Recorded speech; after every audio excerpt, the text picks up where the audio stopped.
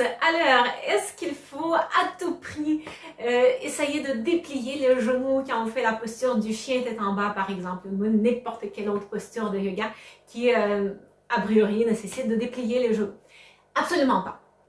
Dans beaucoup de situations, ce sera la dernière chose sur laquelle on va se concentrer, déplier les genoux. Et pour certaines personnes, ça va être juste totalement contre-indiqué. Je vais dire, entre autres parmi les personnes que j'ai accompagnées, il y a certaines personnes à qui je dis non, tu ne déplies jamais tes genoux, quoi qu'il arrive. Donc, je vais vous présenter 5 situations, plus spécifiquement, dans lesquelles ça va être forcément,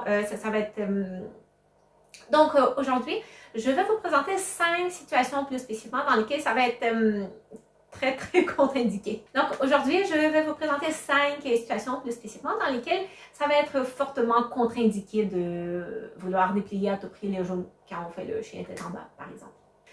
La première situation très simple, assez évidente, c'est tout simplement quand vous avez les ischio-jambiers, les muscles derrière les cuisses qui sont beaucoup trop raides. Chose qui va souvent arriver, entre autres, chez les personnes qui sont tout le temps assises. Donc, à force d'avoir le genou qui va être constamment fléchi, mais écoutez, les ischios vont tout simplement perdre cette habitude de se déplier, de s'allonger. Donc, qu'est-ce qui va se passer si on va à tout prix essayer de déplier les genoux en faisant le chien tête en bas et quand on a les ischio-jambiers qui sont vraiment beaucoup trop raccourcis? Par ailleurs, comment savoir si vos ischio-jambiers sont plus raccourcis que la normale? Parce qu'il y a beaucoup de personnes qui ont une fausse perception de ce que c'est les ischio-jambiers raccourcis. Pour avoir des ischio-jambiers en santé, vous n'avez absolument pas besoin d'être capable de toucher à vos orteils. Il suffit juste à faire le test suivant. Est-ce que vous êtes capable d'être assis au sol avec le dos droit? C'est droit, c'est ce que vous voyez en ce moment. Ça, c'est pas droit. Ça, c'est droit. OK? Donc, avec le bassin en légère bascule antérieure, est-ce que vous êtes capable de garder vos jambes allongées avec le genou fléchi? Les chevilles fléchies également, est-ce que vous êtes capable d'adopter cette position ou est-ce que quand vous allez faire ça, il y a tout plein de compensations qui vont se mettre en place, entre autres la compensation qui va se mettre en place, c'est justement le bas du dos qui va beaucoup trop s'arrondir ou encore vous n'aurez juste pas le choix de fléchir légèrement ou un petit peu plus vos genoux pour être capable de garder la position. Okay. Si vous êtes capable de faire ça, vos ischio-jambiers sont en bonne santé, ils présentent une bonne souplesse, ce qui ne signifie pas par ailleurs que vous devez à tout prix ensuite de déplier le genou quand vous faites le chien tête en bas. Donc en fait, tout ce qui va se passer, si vous cherchez à tout prix de déplier vos genoux, tandis que on manque un petit peu de souplesse quand même au niveau des ischios, quand vous allez déplier le genou, c'est ça qui va se passer, ok?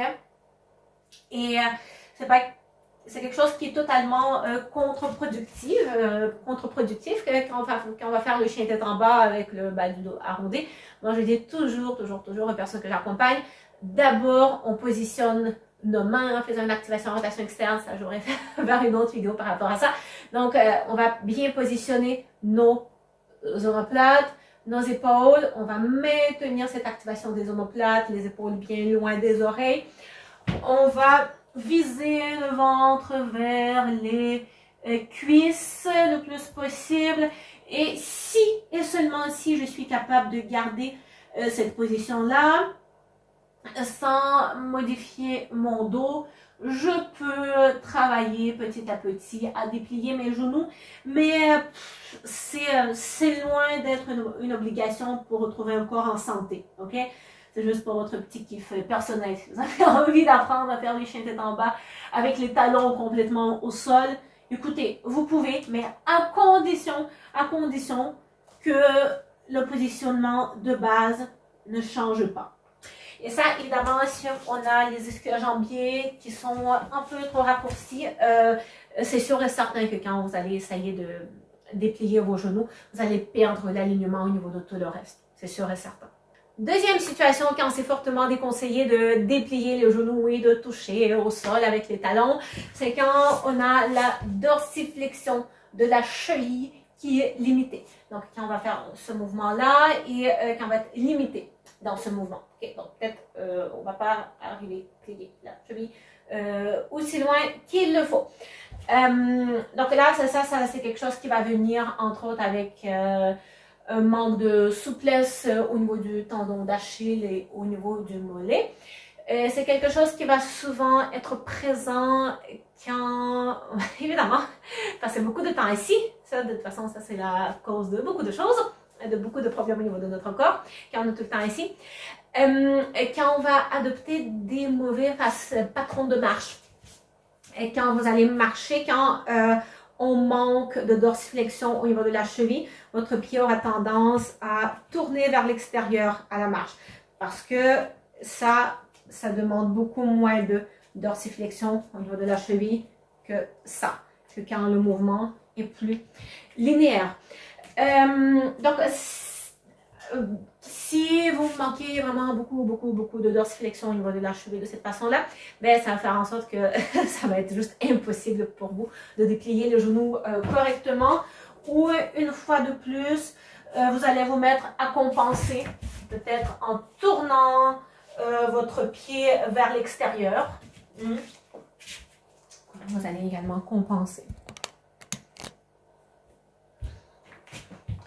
Ou une fois de plus, vous allez compenser en tournant votre pied vers l'extérieur ou en mettant en place tout plein de choses bizarres juste pour réussir à déplier vos genoux et à toucher au sol avec les talons, mais vraiment n'importe comment en faisant ça de façon tordue qui ne va pas du tout respecter votre corps. Okay?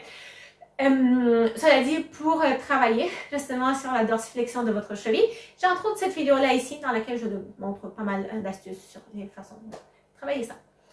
Ok, la troisième situation, quand c'est quelque chose qui est fortement déconseillé, c'est quand on manque d'antéversion au niveau de notre bassin. Okay? Donc l'antéversion du bassin, c'est quand je fais ce mouvement-là avec le bassin, et donc le bas du dos va un petit peu plus se cambrer, et ça c'est la rétroversion. Et donc une fois de plus, pour certaines personnes, quand on va passer beaucoup de temps assis, mais un peu plus de cette façon-là, avec le bas du dos constamment arrondi, on peut perdre de la flexion au niveau de la hanche, on peut perdre un petit peu la capacité de faire ce mouvement qui va être intimement relié par ailleurs aussi à la souplesse de vos ischio-jambiers. Donc ça va faire en sorte que, pareil, quand vous allez être la tête en bas, dès que vous allez essayer de déplier vos genoux, donc les ischio-jambiers vont s'étirer, votre bassin va partir en rétroversion. Donc cette règle-là, je veux dire, le manque de flexion au niveau de la hanche, oui, c'est très relié au manque d'extensibilité des ischio-jambiers que je mentionnais en premier point. La troisième situation, les personnes à qui je déconseille fortement de déplier le genou et dans toutes les peu importe ce que vous êtes en train de faire, c'est les personnes qui ont tendance à avoir les genoux en hyperextension. C'est quoi les genoux en hyperextension? C'est ça ici, c'est le genou qui comme part beaucoup trop en arrière. C'est quelque chose qui vient souvent avec une hyperlaxité au niveau du genou. Donc souvent ça risque de mener à des douleurs au niveau des genoux, mais aussi plus haut au niveau de notre corps. Parce que souvent notre corps va essayer de contrebalancer le fait que le genou parte en arrière, donc le bassin va partir trop en avant, ensuite le haut du corps, le haut du dos, je veux dire, la région thoracique va basculer en arrière, la tête va partir en avant. Donc, c'est vraiment une mauvaise habitude posturale que notre corps adopte. Et à ces personnes-là, je leur suggère tout le temps, pensez à garder le genou un petit peu déverrouillé. Et autant, pour beaucoup de personnes, faire le chien tête, déplier le genou durant le chien tête en bas, ça peut être quelque chose de vraiment très difficile et absolument pas nécessaire. Mais j'ai déjà accompagné des personnes aussi qui, au contraire, avaient beaucoup de souplesse au niveau de leur corps, qui avaient beaucoup de souplesse au niveau des ischio-jambiers, au niveau de tout leur corps. Et automatiquement, ce qui était beaucoup plus simple pour eux, c'est de faire le chien tête en bas, justement, en dépliant les genoux et en posant complètement les talons au sol. Ça, c'était genre comme ultra simple. Par contre, dès que je disais de fléchir un petit peu les genoux, ça devenait mission impossible parce qu'ils n'ont tellement plus l'habitude et notre corps va travailler un petit peu différemment. Justement, quand on est pris dans cette hyperlaxité avec les talons complètement au sol, les muscles vont moins travailler que quand on va garder les genoux un petit peu fléchis. Okay? Donc, ça, quelque part, au niveau musculaire, si au niveau de la souplesse, j'ai suffisamment de souplesse au niveau de mes mollets, au niveau de mes ischio-jambiers. Musculairement parlant, ça c'est quelque chose qui peut demander moins d'effort que en gardant les genoux un petit peu fléchis. Okay? Et donc pour les personnes qui voilà, ont vraiment beaucoup de souplesse, parfois même trop de souplesse, et qui vont tout le temps avoir les genoux en hyperextension, l'objectif, ça va être au contraire d'apprendre à garder le genou déplié en faisant le chien tête en bas. Et oui, c'est curieux comme ça. Ensuite, la dernière situation dans laquelle je déconseille de déplier le genou, c'est quand on a mal au dos. Okay? Le chien tête en bas est à une posture quand même assez avancée. Beaucoup de personnes, je sais que c'est une posture très populaire aussi, qu'on va suggérer de faire un peu partout. On va dans un cours de yoga de débutants, puis on va nous dire, hop, on fait le chien tête en bas, puis on prend pour acquis que tout le monde sait comment faire le chien tête en bas, ce qui n'est pas du tout le cas. Donc, tout le monde va le faire un peu n'importe comment. On va se souvenir de la photo du chien tête en bas qu'on a vue dans une magazine, on ne sait pas trop où, d'une photo qu'on a vue sur Internet. On se rappelle que, sur cette photo-là, la fille, elle a les genoux qui sont complètement dépliés, les talons touchent au sol. Et on essaie de faire exactement la même chose, mais on ne porte pas forcément en même temps l'attention sur les bons objectifs. Entre autres, on ne va pas porter attention sur la façon comment on va positionner nos épaules, sur ce qu'on va faire au niveau de notre dos, sur nos activations, la position de notre tête. Donc, on se fixe l'objectif, je dois toucher avec les talons au sol, mais tout le reste est complètement faux. Et là, je me suis lancée dans... je m'éloigne un petit peu du sujet. J'étais en train de parler du bas du dos. Donc voilà, ici déjà en partant, on a mal au dos. Puis en plus, on fait un truc complètement tordu. On ne sait pas trop comment en se fixant des mauvais objectifs. Mais croyez-moi que ça ne va pas du tout aider au niveau de votre bas du dos. Okay? Donc ça va être important si on a des bas du dos, c'est vraiment de ne pas sauter d'étape et déplier le genou, ça va être comme la dernière chose sur laquelle on va se concentrer. C'est comme vraiment le truc le moins important dans le chien tête en bas.